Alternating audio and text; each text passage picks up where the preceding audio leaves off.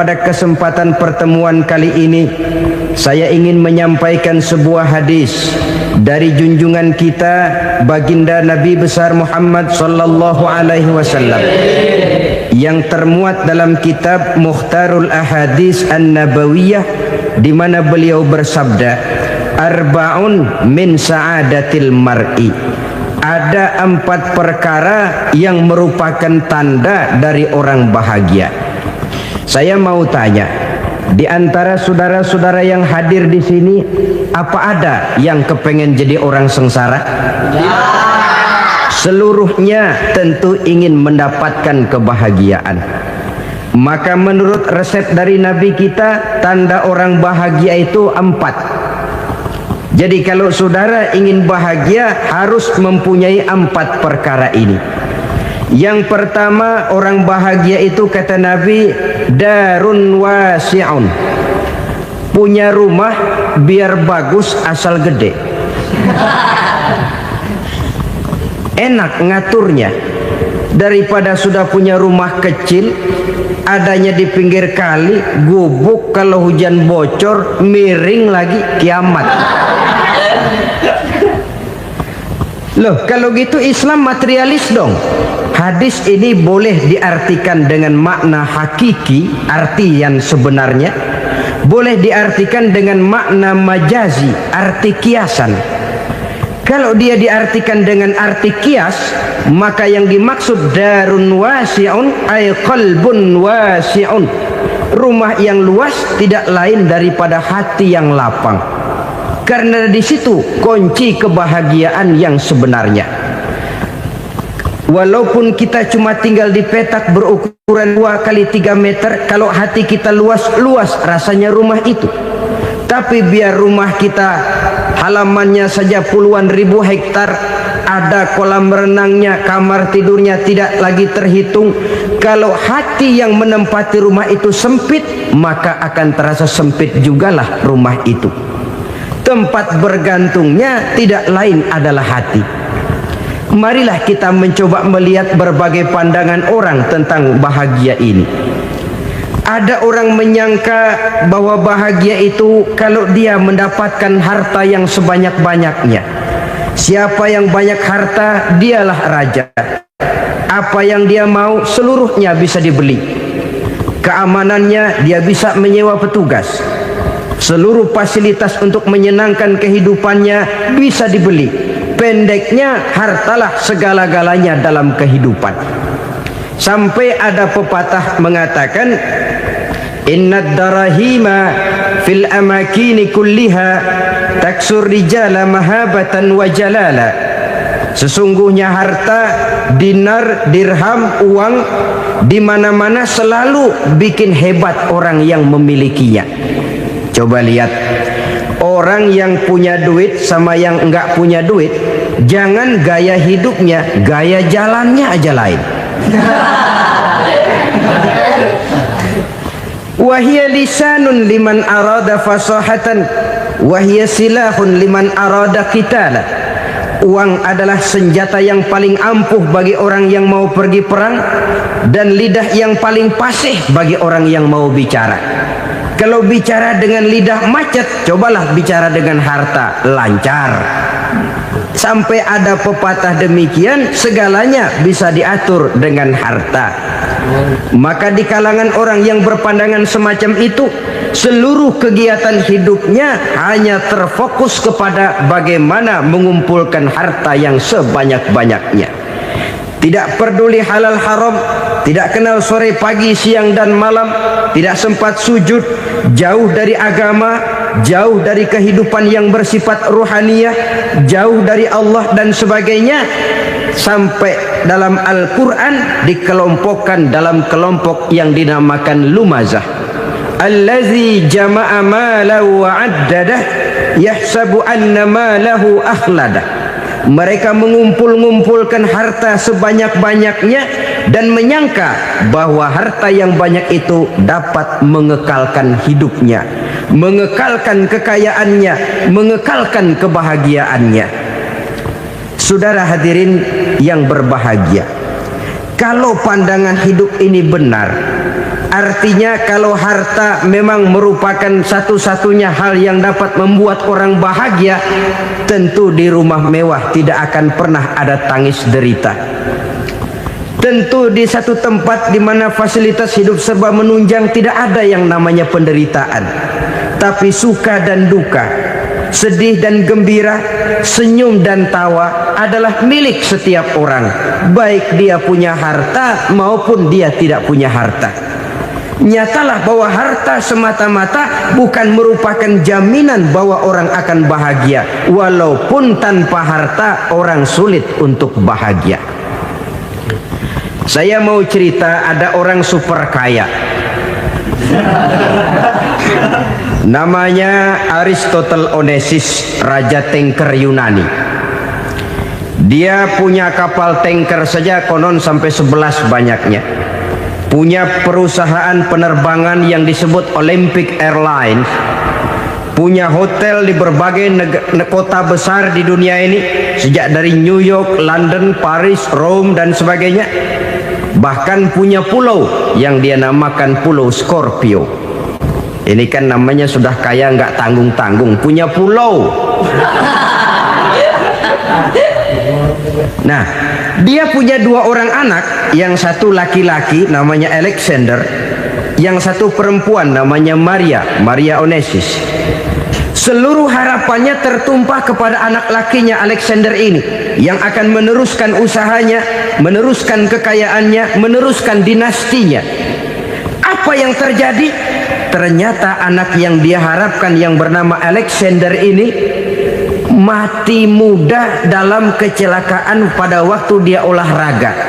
Apa olahraganya? Namanya olahraga anak orang kaya, golongan jet set.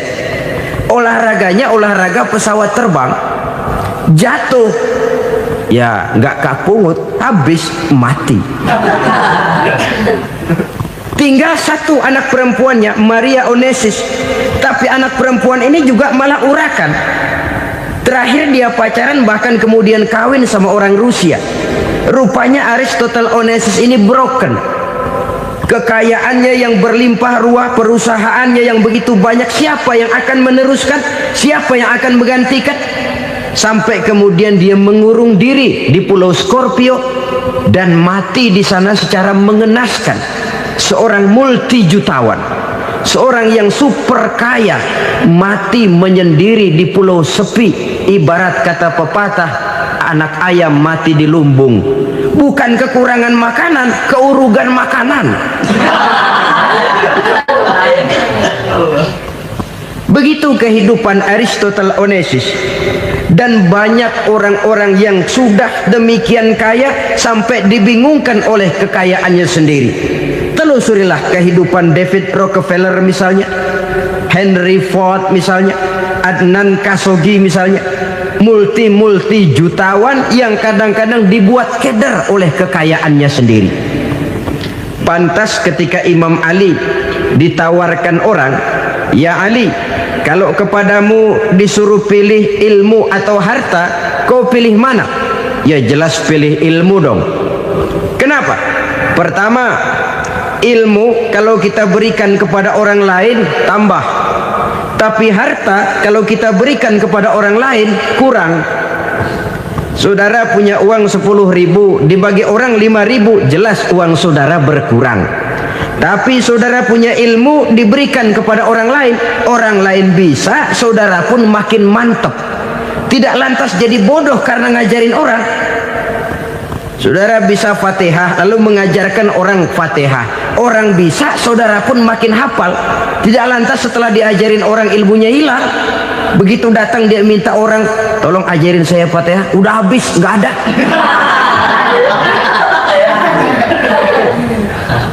Yang kedua kata Imam Ali, ilmu menjaga kita.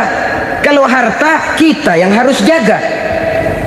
Makin banyak ilmu, makin terpelihara diri seharusnya. Tetapi makin banyak harta, makin bingung kita jaganya. Sampai kadang-kadang kalau perlu seluruh keliling rumah dipasangi alarm.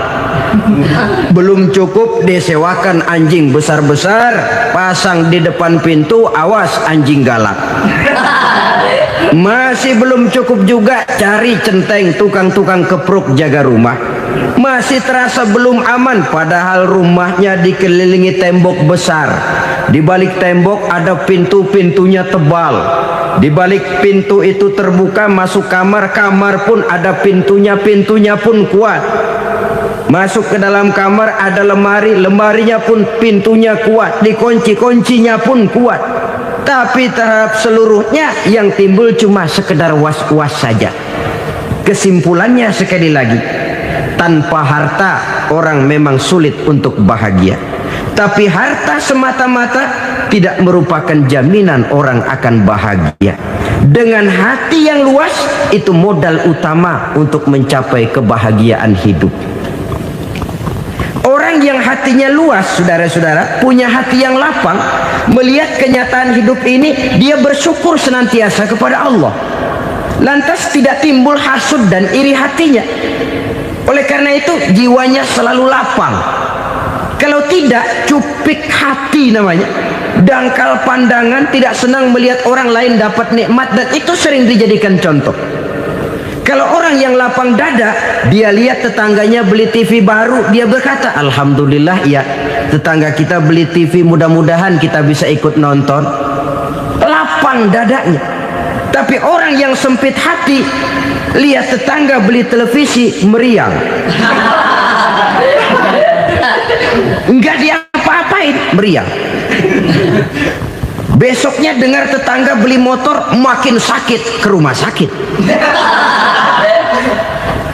Lalu di rumah sakit dengar tetangganya beli mobil, mati. Disiksa oleh perasaannya sendiri.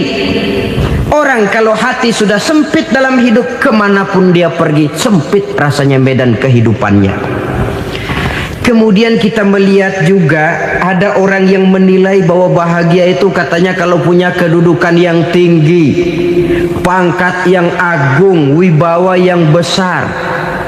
Mungkin betul, tapi mungkin juga tidak. Bergantung kepada hati orang yang punya pangkat itu. Sama dengan harta tadi.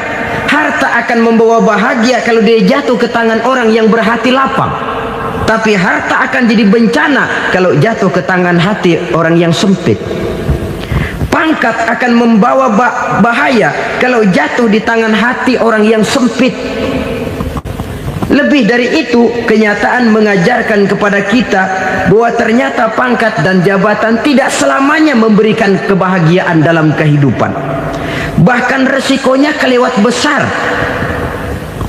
Beberapa bukti kita bisa ambil dari para pemimpin dunia yang menjadi korban lantaran pangkat dan jabatan yang disandangnya. Saudara ingat Presiden Abraham Lincoln dan John Kennedy dari Amerika? Dibunuh orang. Park Chung-hee dari Korea Selatan, Ziaur Rahman dari Bangladesh, Anwar Sadat dari Mesir, terakhir Indira Gandhi dari India, menjadi korban dari pangkat dan jabatan yang disandangnya dari orang-orang yang tidak senang dia memegang jabatan itu. Dia akan mudah mengundang bencana. Sehingga pantas kalau seorang presiden terkemuka Amerika, Harry Truman namanya, dia mengatakan jabatan presiden itu, kata dia, seperti orang nunggang macan, naik macan. Harus kita taiki, kalau enggak dia bakal nerekam kita, ngeri katanya. Adapun orang yang hatinya lapang, kalau dia menerima pangkat dan jabatan, dianggapnya itu satu kesempatan untuk berbuat baik. Tapi orang yang berhati sempit, menerima pangkat dan jabatan, bukan kadang-kadang menerima, malah berusaha setengah mati mencapai dengan segala cara. Kalau perlu jilat atas, jilat atas. Jadi golongan sumuhun dawu. Jadi kelompok kulon nuwun, yes sir, yang kerjanya cuma oke bos. Kalau perlu jilat atas, jilat atas. Kalau perlu injak yang bawah, injak yang bawah. Perlu sikut kiri kanan, sikut kiri kanan. Yang penting pangkat dapat, jabatan dapat. Orang yang semacam ini Kalau sudah mempunyai pangkat dan jabatan, biasanya dia tidak menganggap itu sebagai amanah, tidak menganggap sebagai kesempatan berbuat baik, tapi malah kesempatan untuk memperturutkan hawa nafsunya yang dilatar belakangi oleh kesempitan hatinya tadi. Apalagi kalau orang memperoleh pangkat karena banyak mengeluarkan uang. Seakan-akan pangkat dan jabatan itu sekarang macam proyek, pakai tender. Siapa yang berani bayar segini naik, nggak berani minggir. Padahal logikanya, kalau orang mencapai satu jabatan karena banyak mengeluarkan uang, hampir bisa dipastikan bahwa setelah jabatan itu dia pegang, langkah pertama yang akan dilakukannya ialah berusaha bagaimana uang yang dia keluarkan supaya kembali. Ya paling kurang pulang modal dulu dong. Soal mikirin rakyat soal nanti, tapi ini modal harus pulang. Itu celakanya kalau orang memperoleh pangkat dan jabatan cuma karena banyak mengeluarkan uang. Jarang orang yang mempunyai keyakinan dan pandangan bahwa pangkat dan jabatan merupakan amanah. Jadi sekali lagi, pangkat dan jabatan mungkin saja membawa kebahagiaan kalau jatuh ke tangan orang yang berhati lapang. Tapi bisa jadi bencana kalau dia jatuh ke tangan orang yang mempunyai hati yang sempit. Dan lagi-lagi stresnya hati yang lapang. Lalu sebagian orang, saudara, ada yang berpandangan katanya bahagia itu kalau jadi orang terkenal, mempunyai popularitas, menjadi idola di kalangan remaja, di kalangan orang tua, di segala lapisan masyarakat. Padahal makin populer orang makin terikat dia. Ya kalau macam kita ini kan nggak punya nama, nggak populer, tengah malam buta mau nongkrong di warung Tegal aman. Tapi pangkat, jabatan, kedudukan, popularitas menyebabkan kita diikat dengan berbagai macam peraturan. Cuma mandi sama ke WC saja yang nggak dikawal.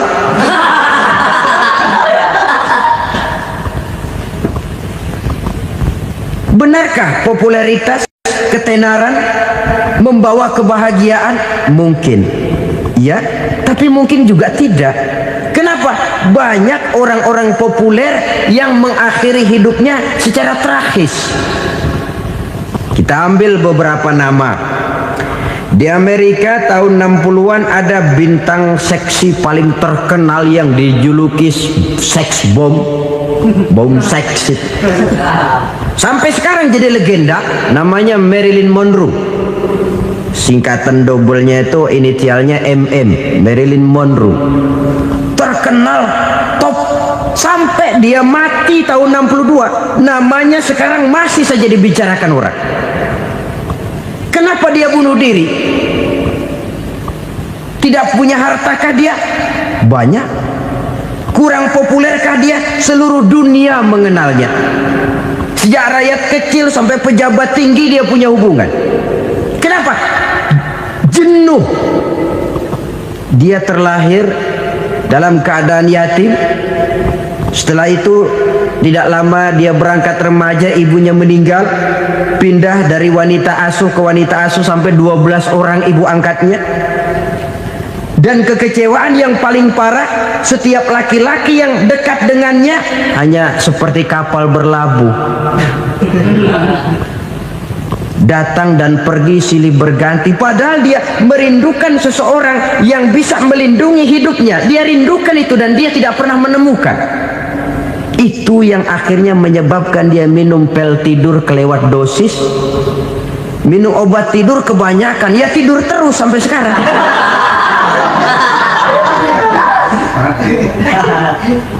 Dia mengakui,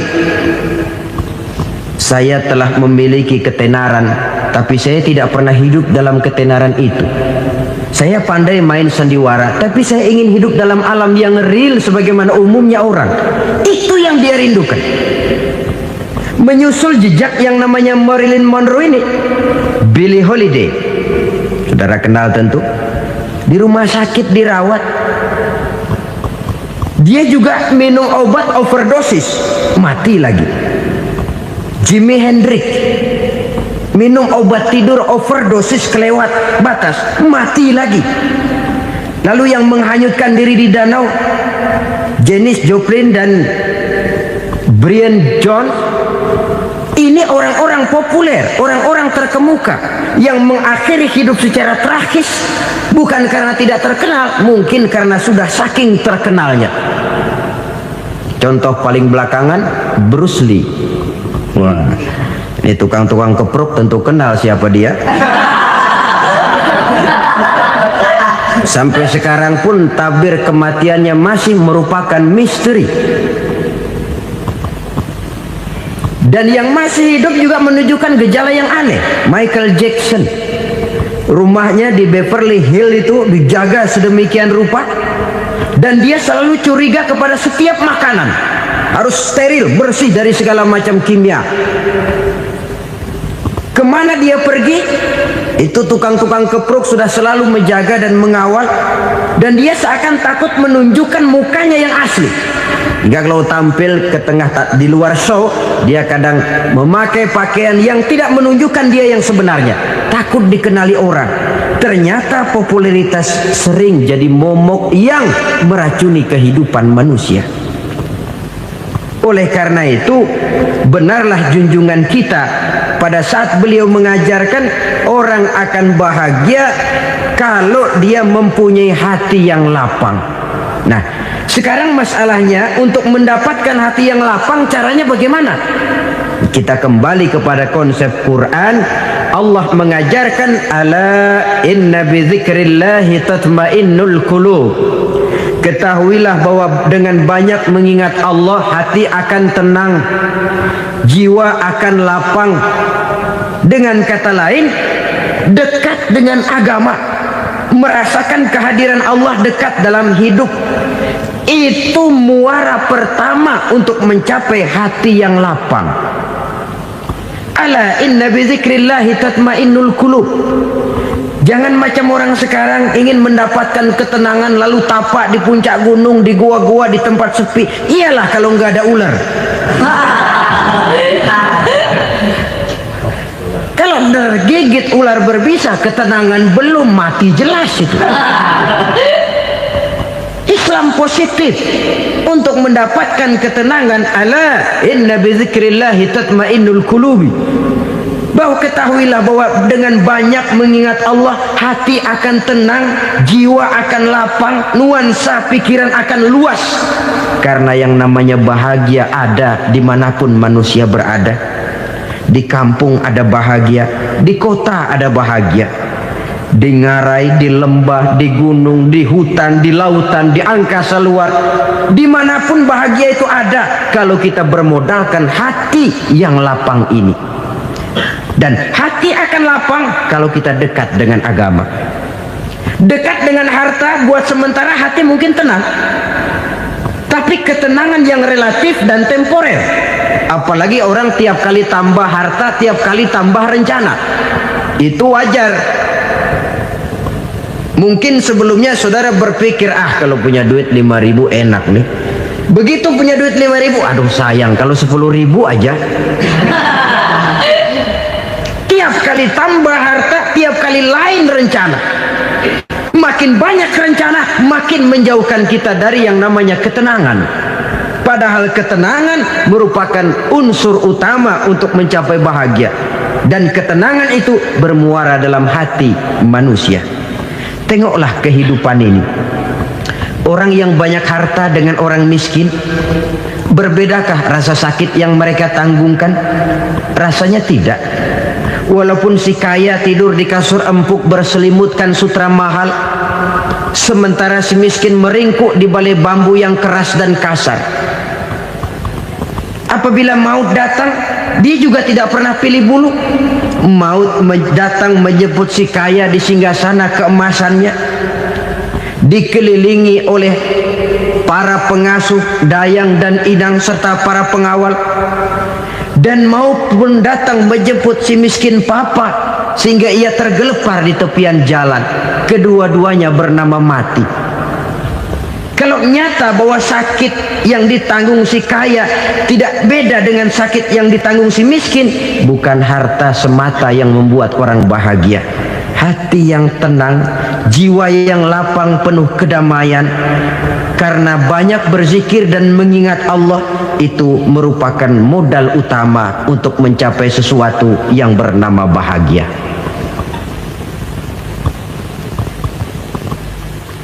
Saudara hadirin yang saya hormati, inilah yang pertama dari 4 ciri yang digambarkan oleh Nabi tentang tanda-tanda orang bahagia.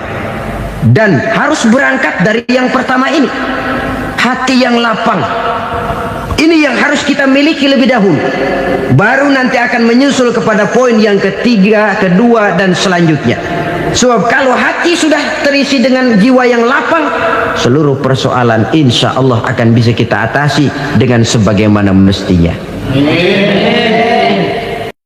Yang kedua sekarang, tanda orang bahagia menurut baginda Nabi, markabun syariah. Orang bahagia itu, kata beliau, punya kendaraan biar cepat asal lancar.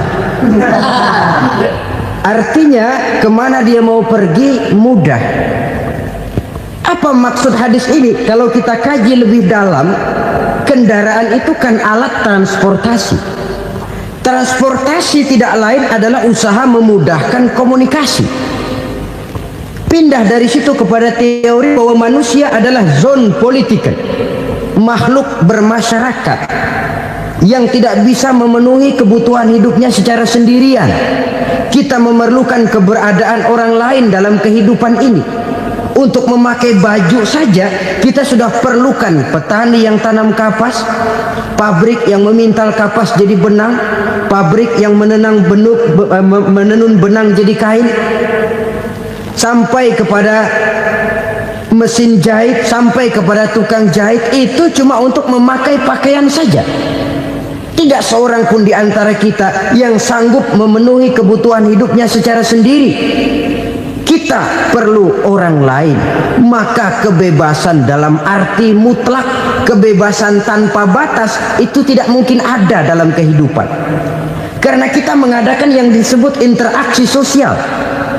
Setiap kegiatan kita tentu melibatkan orang lain. Menurut kita barangkali kita bebas jalan di jalan raya semaunya, tapi orang lain berkendaraan pun merasa bahwa ini ada juga jalan haknya, dan begitu selanjutnya.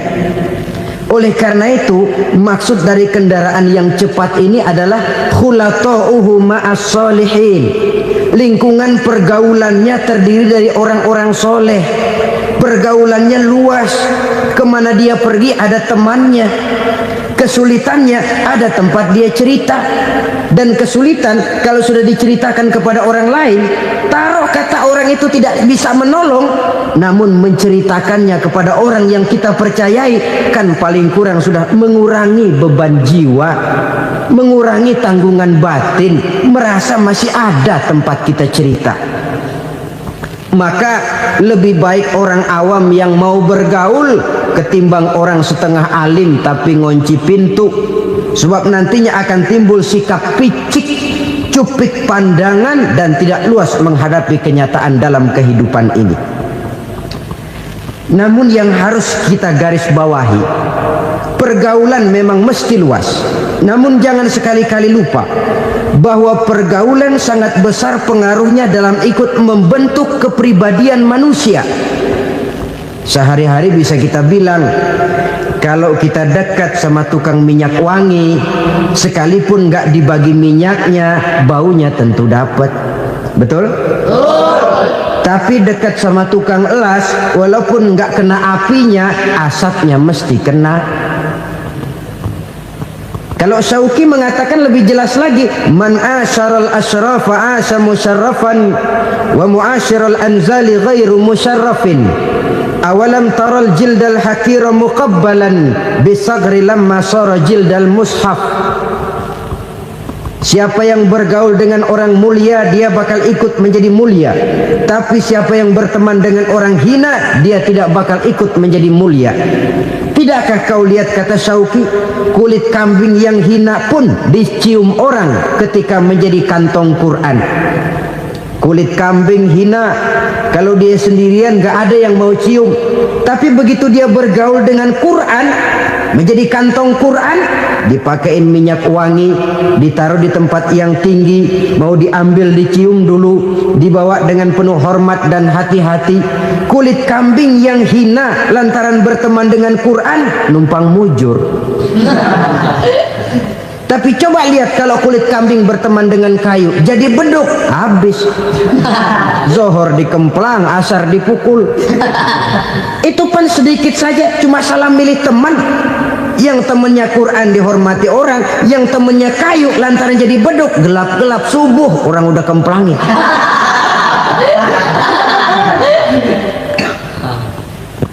Maka terutama kepada adik-adik remaja yang masih mencari identitas diri, yang ibarat kaset masih kaset kosong, mudah diisi oleh apapun, pandai-pandailah memilih teman dalam bergaul. Karena banyak orang yang tadinya baik-baik, ketika terseret dalam pergaulan dengan orang yang tidak baik, kebaikannya menjadi lentur dan luntur.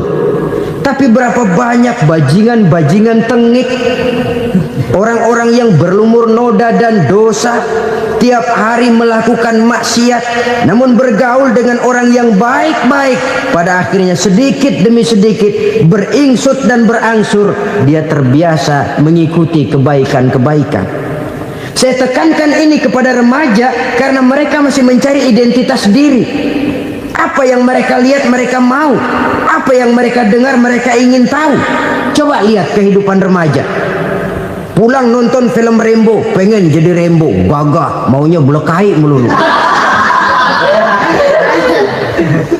Pulang nonton film Superman, pengen bisa terbang. Pulang nonton India, nyanyi melulu. Wajar, mereka masih mencari identitas diri. Saya ini sebenarnya siapa? Lingkungan, pergaulan akan membentuk itu. Karena itu pandai-pandailah bergaul, karena ia sangat besar pengaruhnya dalam ikut membentuk kepribadian manusia. Apalagi sifat yang jelek lebih cepat menularnya ketimbang sifat yang baik. Sifat yang baik, watak yang soleh itu lambat sekali untuk menular. Tapi yang tidak baik, kan prosesnya mah kalau remaja biasanya mula-mula dengar. Karena dengar lalu pengen tahu. Karena pengen tahu lalu ngeliatin. Begitu ngeliatin kan pengen nyobain. Setelah nyobain ketagihan. Nah ini prosesnya. Yang namanya ganja, morfin, narkotik awalnya kan begitu. Mula-mula denger katanya kalau sudah fly to the sky, sudah melayang ke langit katanya, disitulah puncak kebahagiaan. Mulanya cuma denger. Karena denger pengen tahu. Karena pengen tahu lalu ngeliat, kumpul sama orang yang suka ngeganja.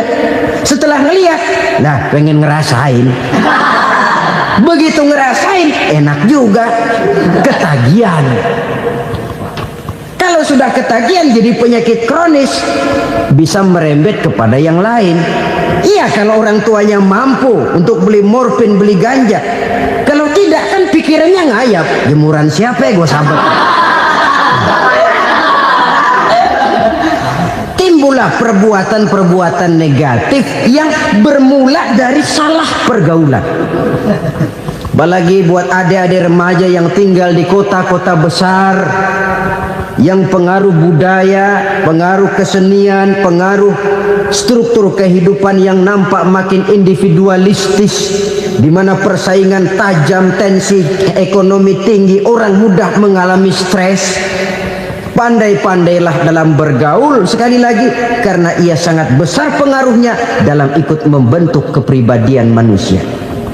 Orang bahagia punya kendaraan yang cepat, artinya punya pergaulan yang luas, dan lingkungan pergaulannya terdiri dari orang-orang yang soleh. Kemana dia pergi ada teman, kesulitannya ada tempat dia cerita. Tapi kalau sudah menyendiri, hidup sendiri, kesulitan dipikiri sendiri, bisa mati belum waktunya. Tidak ada tempat berbagi rasa, Tidak ada tempat bercerita, tidak ada tempat mengurangi beban dalam kehidupan. Pantas betul kalau Islam sangat menggalakkan dan menganjurkan orang kalau sudah sampai waktunya itu untuk melangsungkan nikah. Kata Nabi, ya ma'syaras syabab man istata'a minkumul ba'at falyatazawwaj. Hai para pemuda, kalau sudah mampu memberi nafkah, kawinlah, nikahlah kamu. Kenapa? Sudah ada teman hidup, tempat berbagi rasa. Kesulitan kalau ada tempat cerita akan lebih ringan ketimbang kita telan sendiri, walaupun bobot kesulitannya sama beratnya. Saudara-saudara kaum muslimin rahimakumullah, inilah ciri yang kedua, punya kendaraan biar cepat asal lancar. Kemana kita mau pergi gampang. Dengan kata lain, setelah hati yang luas, pergaulan yang luas. Dua. Yang ketiga sekarang, tanda orang bahagia itu menurut Nabi, misbahun mudhi'un, punya lampu yang terang. Oh, itu enggak problem. Sekarang sudah zamannya listrik masuk desa, Pak. Lampu sudah terang semua. Betul, kalau itu yang dimaksud. Tapi tidak cuma itu. Karena lampu yang dimaksud di sini, lampu yang akan menerangi seluruh perjalanan hidup. Dan perjalanan hidup itu sudah dimulai sejak kita terlahir ke alam ini sampai masuk ke alam barzah, kumpul di padang mahsyar sampai ke akhirat.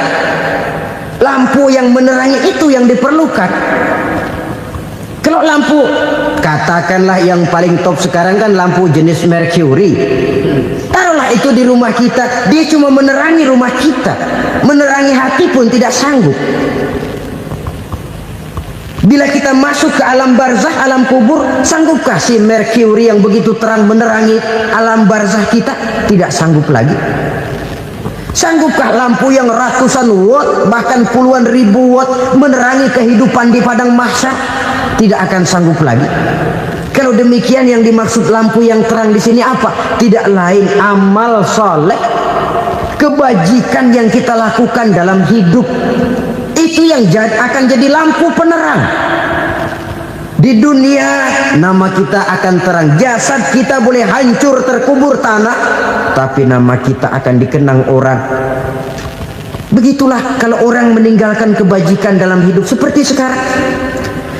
Ribuan orang tiap saat berziarah ke kubur Imam Syafi'i, ke kubur Imam Malik, ke kubur Imam Ghazali, ke kubur orang yang baik-baik, orang yang soleh-soleh. Kebajikannya yang ditinggalkan, yang mengukir namanya dengan tinta emas. Sehingga saudara sudah terbaring di alam kubur, orang lewat, Allah ini kuburannya Fulan bin Fulan, dulu ini kebaikannya Masya Allah, saya ikut merasakan. Mari kita mampir sebentar, kita Fatihah. Mohon disampaikan Allah pahalanya kepada almarhum. Al-Fatihah. Itu kalau orang baik-baik. Lalu saudara tanya, Pak, orang mati dikirimin Fatihah apa nyampe pahalanya? Saya jawab, kalau saudara nggak percaya, mati dulu dah. Nanti saya Fatihain, tungguin di sana. Umpama nggak sampai, balik lagi kemari. Sekarang ini kan maunya otak-otakan saja. Kalau nggak masuk otak, nggak percaya. Padahal alam gaib itu nggak bisa diotak-otakin. Sama saja dengan saudara pernah dengar cerita kapal Tampo Mas tenggelam kan? Pernah nggak? Di mana? Ya, di laut Masalembo. Begitu ke Tampo Mas tenggelam, ratusan penumpang itu terjun ke laut, dipermainkan gelombang, berjuang menghadapi maut itu. Orang lagi timbul tenggelam di lautan, dihantam ombak, kita tengokin pakai helikopter. Pak, lagi timbul tenggelam ya? Iya, tolongin. Jangan khawatir Pak, nih saya kirim intan Pak, harganya 10 juta. Kira-kira orang yang timbul tenggelam di laut seneng nggak? Kan mahal toh intan 10 juta. Kenapa dia nggak senang? Karena intan 10 juta dalam kondisi seperti itu tidak sanggup menyelamatkan dia. Dia akan girang kalau dikirimin ban mobil bekas, dikirimin papan terentang atau bambu. Intan yang 10 juta dia nggak girang, ban mobil bekas yang 1000 perak tuh pegang, itu yang dia girang betul. Inilah sebabnya Nabi berkata, mal mayyitu fi qabrihi illa kal ghariqil mutaghawwis. Orang yang meninggal di alam kuburnya seperti orang timbul tenggelam di lautan. Yantaziru da'watan min ahli, menunggu doa dari keluarganya yang masih hidup. Duh, bapak saya sudah meninggal, saya sayang benar sama dia. Kirimin kulkas ke kuburannya Itu sama saja dengan tadi orang tenggelam di lautan dikirimi intan yang harganya 10 juta, tidak sampai. Begitulah kalau kebajikan yang kita tinggalkan dalam hidup, sudah mati pun kubur kita masih diziarahi orang. Tapi kalau jahat yang kita tinggalkan, boro-boro lah orang mau doa lewat dekat kuburan kita juga serem. Tuh bajingan dulu mati dipendem di situ tuh. Jangan lewat situ, ntar kesurupan, jangan. Lewat saja orang ngeri. Konon lagi membacakan Fatihah dan mengirimkan doa. Hidup pada hakikatnya adalah kesempatan untuk berbuat baik. Maka sekali kesempatan itu diberikan, manfaatkan dengan sebaiknya. Sebab kesempatan kedua tidak akan pernah ada. Kesempatan berbuat baik di sini, di akhirat sudah pembalasan namanya. Sekali kesempatan itu dicabut, dia tidak akan pernah dikembalikan lagi. Kata Iqbal, hidup tidak mundur ke belakang, Bung. Berhenti diinjak orang, mundur hancur. Tidak ada kata mundur dalam hidup ini. Berhenti diinjak orang, mundur kecebur. Tidak ada kata lain, harus maju dalam kehidupan dalam artian yang positif. Hidup adalah kesempatan untuk mengumpulkan kebajikan yang sebanyak-banyaknya. Di situ nilai daripada manusia. Sekarang ini memang nggak kelihatan kok, orang yang banyak pahala sama yang banyak dosa nggak kelihatan kok. Barangkali kalau habis bikin dosa palanya pada benjol, mungkin orang takut sama dosa. Tapi sekarang sama saja, orang yang banyak dosa dengan yang nggak banyak dosa jalan bareng dari belakang, sama, nggak kelihatan beda. Tapi ada waktunya di mana pahala memegang peranan, di mana dosa diperlihatkan. Sama saja kalau kita bawa mobil siang, lampu kan nggak begitu berfungsi. Apa lalu bilang, alah ini lampu berat-beratin, copot-copotin aja dah. Tidak perlu begitu. Kenapa? Pada suatu saat malam senja akan datang. Bila matahari terbenam, senja pun datang, gelap mulai merayap, disitulah baru terasa perlunya lampu. Pahala begitu. Sekarang orang yang nggak ada pahalanya nggak kelihatan dalam kehidupan. Tapi pada suatu saat senja kehidupan akan datang. Ajal merenggut nyawa, malam merayap, dan hidup mulai diliputi kegelapan di alam barzah. Dikala itu kalau nggak punya lampu, alangkah malangnya kita. Sebab amal yang baik, kata Nabi, di alam barzah itu akan diciptakan menjadi perempuan yang cantik menemani kita. Amal yang jahat akan menjadi orang yang paling jelek nemenin kita. Sudah di tempat gelap yang nemenin jelek.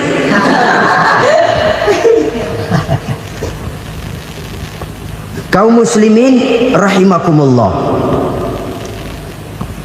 Kalau demikian masalahnya, tergantunglah kita pandai memanfaatkan waktu. Al-waktu kasaif, waktu itu cepat sekali. Yang namanya waktu itu tahu-tahu. Tahu-tahu udah tahun 87. Tahu-tahu udah begitu. Tahu-tahu yang kemarin anak-anak, sekarang udah pada punya anak. Tahu-tahu saja itu. Begitu cepat waktu berlalu. Kalau tidaklah pandai kita memanfaatkannya, akan rugi kita. Nabi bersabda, man kana yaumuhu khairun min amsihi fahuwa rabih. Barang siapa yang hari ini lebih baik daripada hari kemarin, itu orang untung. Hari ini lebih baik daripada kemarin. Bulan ini lebih baik dari bulan kemarin. Tahun ini lebih baik dari tahun kemarin. Itu orang yang beruntung. Tahun kemarin sembayangnya maghrib doang, sekarang udah tambah isya. Tahun kemarin cuman Idul Fitri aja ngancem bener, sekarang udah tambah Jumat, lalu tambah lagi maghrib, tambah lagi isya, dan selanjutnya. Hari ini lebih baik daripada kemarin, itu orang yang beruntung. Wa man kana yaumuhu mithlu amsihi fahuwa khasir. Lalu barang siapa yang hari ini sama saja dengan hari kemarin, itu orang rugi. Hari ini sama dengan kemarin, rugi itu. Bulan ini begitu, bulan kemarin begitu, tahun ini begitu, tahun lalu juga begitu. Rugi itu orang. Rugi apa? Rugi umur. Umur tambah, amalan gak pernah tambah. Dan saya pikir lebih merupakan azab ketimbang nikmat kalau orang dikasih panjang umur cuma untuk numpuk dosa. Mending mana? Panjang umur banyak dosa sama pendek umur dikit dosa. Mending mana? Mending mana? Ya, paling mending tentu panjang umur banyak pahala. Tapi kalau tidak, sekali lagi, lebih merupakan azab ketimbang nikmat kalau orang diberikan panjang umur tapi cuma untuk sekedar menumpuk dosa. Kehilangan kesadaran bahwa dunia bukan terminal akhir dari satu perjalanan. Dia cuma halte di mana kita berhenti sebentar untuk menuju kepada terminal yang hakiki. Saudara-saudara kaum muslimin rahimakumullah, inilah lampu yang akan menerangi kehidupan. Amal yang kita lakukan di dalam kehidupan. Jadi yang dimaksud dengan lampu yang terang, kebajikan yang kita kerjakan dalam hidup. Nah, setiap orang di awal tadi saya bilang ingin bahagia. Bahagia itu kan hakikatnya kumpulan senang dan selamat. Senang, selamat. Apa bedanya? Senang tapi tidak selamat, nggak bahagia. Selamat tapi nggak senang, nggak bahagia orang. Contoh, kalau orang korupsi, duitnya banyak, senang dia, tapi keselamatannya. Ada tentara baris di samping rumahnya udah bingung, padahal tentara latihan. Tentara cuma latihan, dia bingung. Senang, tapi karena keselamatannya tidak terjamin, dia tidak bahagia. Sebaliknya pegawai negeri jujur benar, cuma segaji-gajinya, selamat nggak korupsi, tapi melarat, ya nggak bahagia juga, kurang senang. Kesenangan dan keselamatan untuk dunia saja, ya sekali lagi, kalau cuma sekedar untuk dunia saja, bisa dibeli pakai uang, bisa dibeli pakai uang. Saudara ingin selamat, bisa dibeli pakai uang. Saudara ingin senang, bisa dibeli dengan uang. Tapi setelah mati masuk ke alam barzah, habis kekuasaan uang. Nggak bisa lagi beli keselamatan pakai uang, tidak mungkin lagi membeli kesenangan dengan uang. Di situ pahala yang megang peranan. Makin banyak pahala, makin banyak saham untuk membeli kesenangan dan keselamatan, untuk memperoleh yang namanya bahagia. Dan jangan lupa loh, di alam barzah kita nggak sebentar, menunggu datangnya kiamat. Loh iya, kalau kita begitu dikuburin terus kiamat datang, untung. Tapi kalau masih harus 1000, 2000, puluhan ribu tahun yang akan datang, dalam satu penantian yang begitu lama, tanpa saham untuk memperoleh kebahagiaan, satu kemalangan yang tidak ada pernah putus-putusnya. Janganlah tergelincir oleh kebahagiaan sebentar yang menipu dengan mengorbankan kebahagiaan hakiki yang berjangka panjang. Apa artinya senyum sejenak kalau harus ditebus dengan tangis seumur hidup? Biarlah kita minum jamu, pahit memang, getir memang, tapi kan besok badan sehat. Daripada sekarang minum sirup, manis memang, enak memang, tapi bibir pada jontor besok. Sirawan, batuk, nggak karu-karuan. Banyak orang tertipu oleh kesenangan yang sebentar. Padahal laisa kullu ma yalma'u zahaban. Belum tentu semua yang berkilat itu emas. Belum tentu semua yang gemerlap itu intan. Karena itu, marilah manfaatkan kesempatan yang diberikan Allah ini untuk mengumpulkan kebajikan yang sebanyak-banyaknya. Yang terakhir sekarang, yang keempat, tanda orang bahagia kata Nabi. Zaujatun salihah. Orang bahagia itu tanda yang keempat kata Nabi, punya istri biar cakep asal taat. Sudah surga itu gitu. Cakep taat. Istri kayak gitu, kalau belum mati jangan dikuburin dulu. Sudah cakep, taat lagi. Tapi kadang-kadang enggak, udah jelek ngadat melulu. Apa yang mau dipilih? Sebab itu Quran mengatakan istri pakaian untuk suami, suami pakaian untuk istri. Kenapa suami istri diibaratkan pakaian? Alangkah tingginya gaya bahasa Quran ini. Suami istri teman hidup, hidup perjalanan panjang. Sejak kita dalam rahim sudah ada hidup kan di sini. Sampai ke alam dunia, masuk ke alam barzah, kumpul di padang mahsyar, sampai menuju akhirat, itu perjalanan hidup.